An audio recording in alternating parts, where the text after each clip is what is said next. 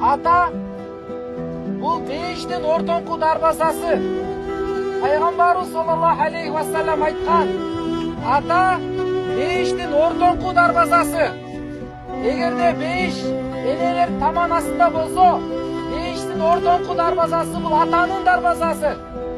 Кимдин атасы тирүү болсо, дагы эле бейиштин дарбазасы ачык. Кимде ким кааласа атасын ыраазы кылып ушул бейиштин эшигин ачып алсын.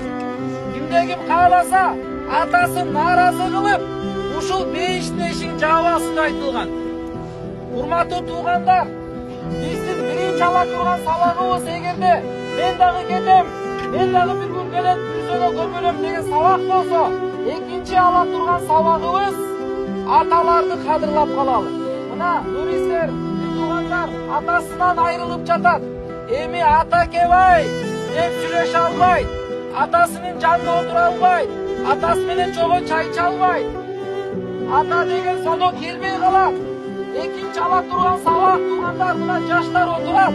Эгерде атаңар тирүү болсо, атаңарды кадырлагыла, атаңарды сыйлагыла, атаңарды барктагыла, атаңар менен сүйлөшкүлө, массаж кылгыла, атанын жүрөгүнө кызмат кылып атасын алып калгыла.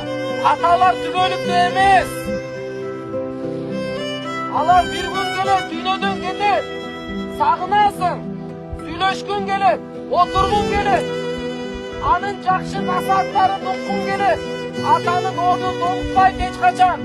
Баардык миллиард эркек келсин, атаңдай ата болуп бере албайт. Бул ата деген, туугандар, кимдин атасы тирүү болсо сүйлөшүп, кадырлап калгыла. Карынып калдым, катуу сүйлөдү, же мындай деп такыр тарылбагыла ата-энеге. Ата-эне эч качан жаман болбойт. Ата-эненин ар бир ушканы катуу сүйлөгөн биз үчүн бал болот, биз үчүн пайда болот, биз үчүн тарбият болот.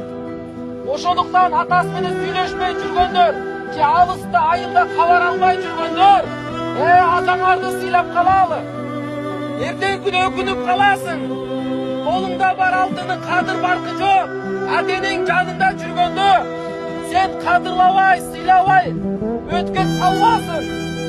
Анткени өткөндөн кийин түшүнөсүң, ай, атакем кандай, апакем кандай, эртең сагынганда анан көрөсүң.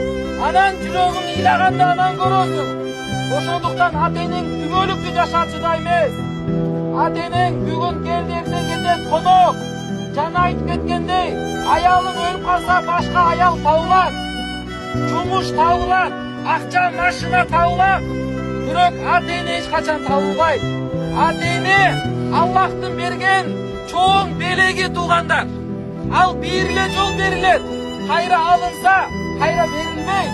Машинаң авария болуп, жок болуп кетип, башка машина аласың. Бирок ата-энең бир алынса, кайра келбейт, туугандар.